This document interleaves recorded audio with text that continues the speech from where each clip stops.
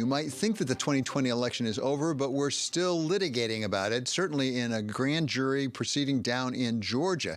As we know, a special grand jury has returned a report and apparently recommended some indictments come, but now we have her hearing from the foreperson, the woman who led the special grand jury, and it's caused quite a stir. To bring us up to speed, welcome now Erik Larson, who covers courts and politics for Bloomberg. Thank you for being here, Erik. So tell us about this. This is quite a saga.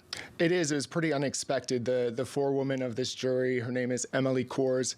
She's 30 years old, and she sort of surprised everyone by going on a bit of a media tour, explaining to reporters and going on TV, explaining what sort of went on, not necessarily the deliberations, but just the inner workings of the grand jury and just some quirky things that happened, and just sort of left everyone kind of stunned about why she was going public with this kind of detail on such a politically charged case.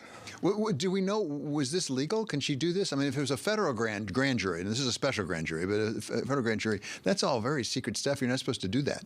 It is very secret, and the deliberations, as far as we know, haven't really been revealed. But we've had legal experts point out that in Georgia, this special grand jury, their recommendations, if the state decides to run with them, would seek indictments from another grand jury. So it's another layer removed from a grand jury that would actually issue indictments. So that gives a little bit more protection to what's going on here. It's kind of bad optics for the district attorney, of course, but there's still another layer of protection with this other grand jury that would need to be called on to issue any actual indictments. But there are those, some of them might even have formerly been president of the United States, who have claimed this is all political anyway.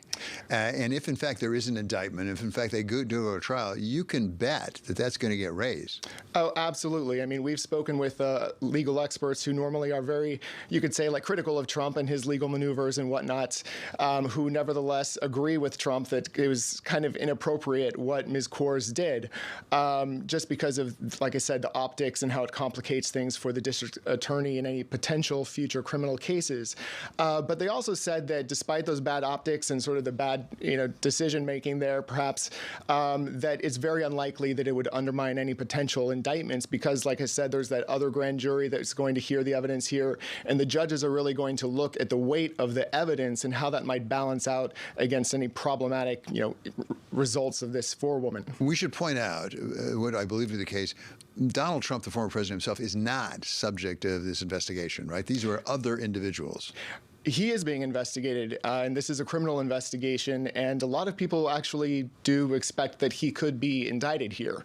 The difference is that he wasn't called to testify before this special grand jury, while a lot of other people were, including Rudy Giuliani and the mayor of Georgia, the governor of Georgia. So there is potential here for Trump to be charged, and that's why you saw him sort of lash out with his statement he put out about this forewoman speaking, calling it a kangaroo court and things like that. But he has said that he was exonerated in this case after that earlier report excerpts came out, right.